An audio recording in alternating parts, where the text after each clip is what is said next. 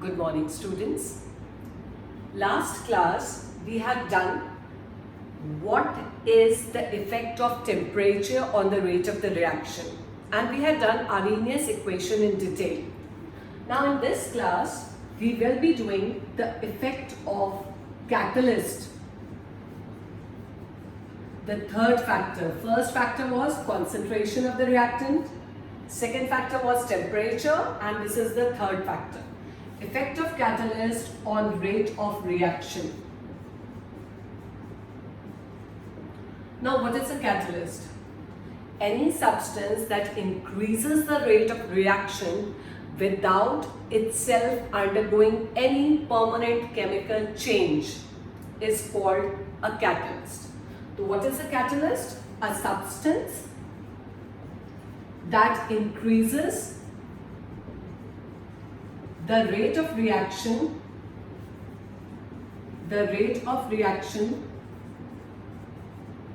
without itself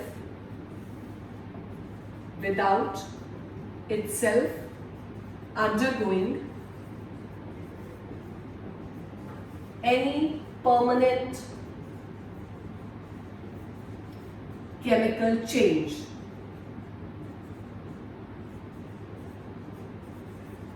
Is called catalyst. So catalyst will increase the rate of the reaction. However, there are certain substances which also decrease the rate of reaction. But substances which decrease the rate of reaction are not called catalyst. They are called as inhibitors. So inhibitors are the substances that decrease the rate of reaction without itself undergoing any permanent chemical change. The same definition applies here, but instead of increase, it will be decrease. So catalysts only increase the rate of the reaction, they do not decrease. If a substance decreases the rate of reaction, it will be called as inhibitor. Now, let us take few examples in which the catalysts are involved. I consider reaction SO2 plus half O2. They react in the presence of V2O5 vanadium pentoxide and form SO3.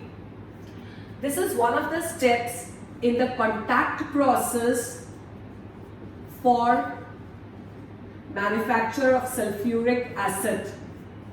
We will do it in detail in the chapter P block elements, but it is one of the steps in which V2O5 acts as a catalyst. Now, it is generally seen a catalyst reacts with the reactant and forms an unstable intermediate. And this unstable intermediate decomposes to give the product and the catalyst back. Again, I am repeating, in most of the reactions, it is observed that catalyst forms a bond with reactants to form an unstable intermediate which decomposes to give the product and catalyst. Let us just see the example. SO2 reacts with oxygen to form SO3. It is a very slow reaction, and to increase the rate of the reaction we add V2O5. Now let us see how V2O5 increases the rate of reaction in this. SO2 instead of reacting with oxygen reacts with V2O5, and it is converted into SO3 plus V2O4. It gives one of the oxygens here and is converted into V2O4. V2O4 reacts with this oxygen, and again forms V2O5.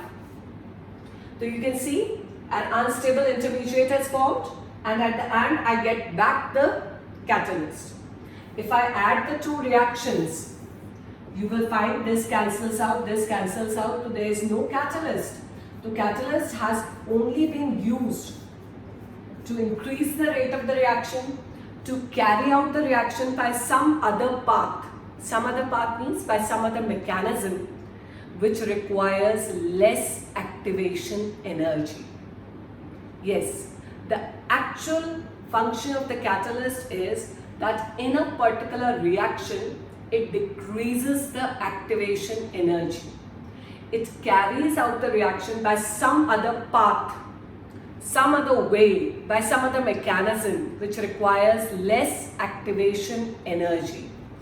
So otherwise you can see the reaction would have been SO2 would have reacted with oxygen to form SO3. But when I added the catalyst, the path changed. SO2 does not react with oxygen directly because it is a very slow reaction. It reacts with the oxygen of V2O5 and forms SO3. And then this V2O4 is converted back to V2O5 because it readily reacts with half O2. So the path, the way the reaction is taking place has changed. Since the path has changed, and this path will require less activation energy, and therefore the rate of reaction is increased. We can say a catalyst increases the rate of reaction by carrying out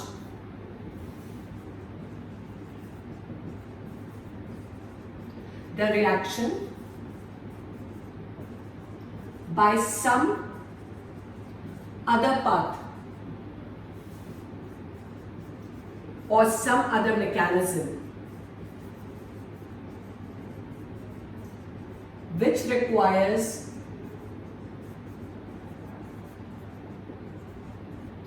less activation energy.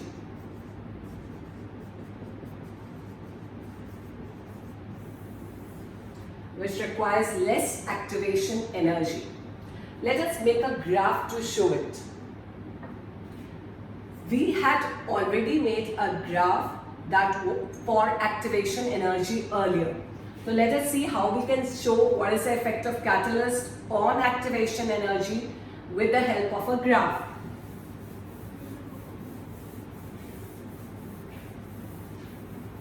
Now, if I make a graph between potential energy here, and here I take the reaction coordinate or the progress of the reaction, you can say, or the profile of energy changes that take place as the reaction proceeds. So as the reaction proceeds, how the energy changes taking place, that is reaction coordinate. I consider this is the energy of the reactant, and the reactants form an intermediate, and this is the energy of an intermediate, or we also call it activated complex. And then the intermediate breaks down to form the product, and this is the energy of the product. R is the reactant, P is the product. So I can say from here to here, this is the activation energy, and this is the graph without catalyst for a particular reaction. I'm considering the reaction, the reactant R is converted into product P, and the energy required for it, EA, is this, and this is the graph. Now suppose in this reaction I add a catalyst. So when the catalyst is added, the graph is like this. This is reactant, this is product, and this is the intermediate formed with the help of a catalyst. Remember, this is the intermediate formed with the help of a catalyst, and this is the activation energy E. So you can see the activation energy has decreased significantly, and due to it the rate of reaction increases. So this is the graph with catalyst.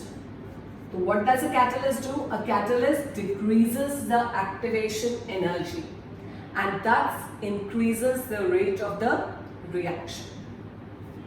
So this is the graph. Now few things we must know about a catalyst. A catalyst can only catalyze spontaneous reactions. It cannot catalyze a non-spontaneous reaction. A catalyst can only catalyze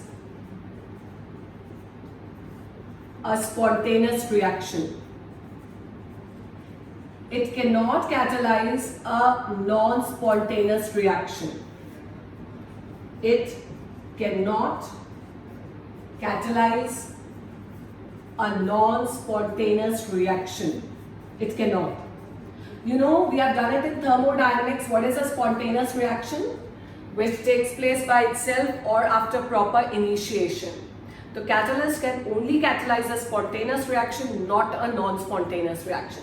That means catalyst has no effect on Gibbs free energy, has no effect on delta G. We know that delta G is negative, process is spontaneous.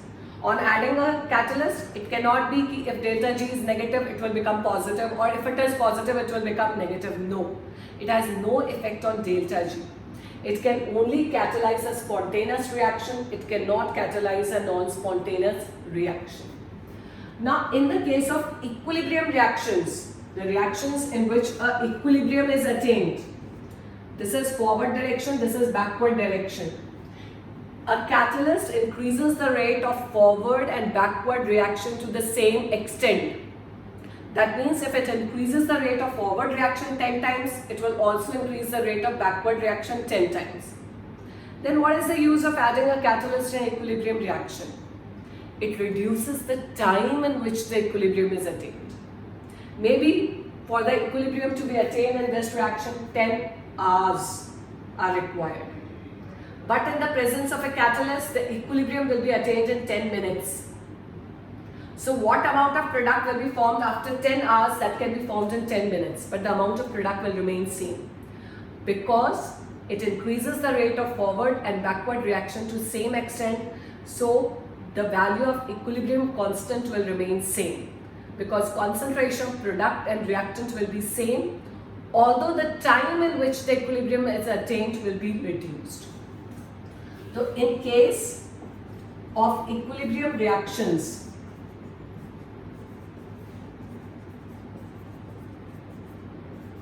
a catalyst increases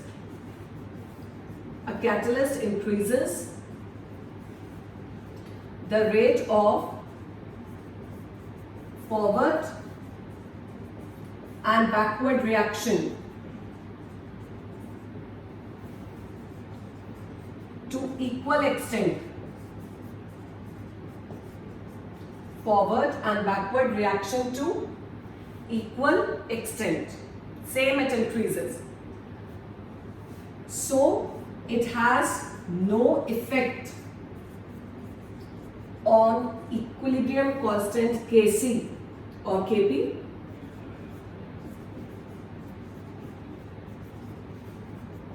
Kc or Kp. But it reduces the time in which equilibrium is attained.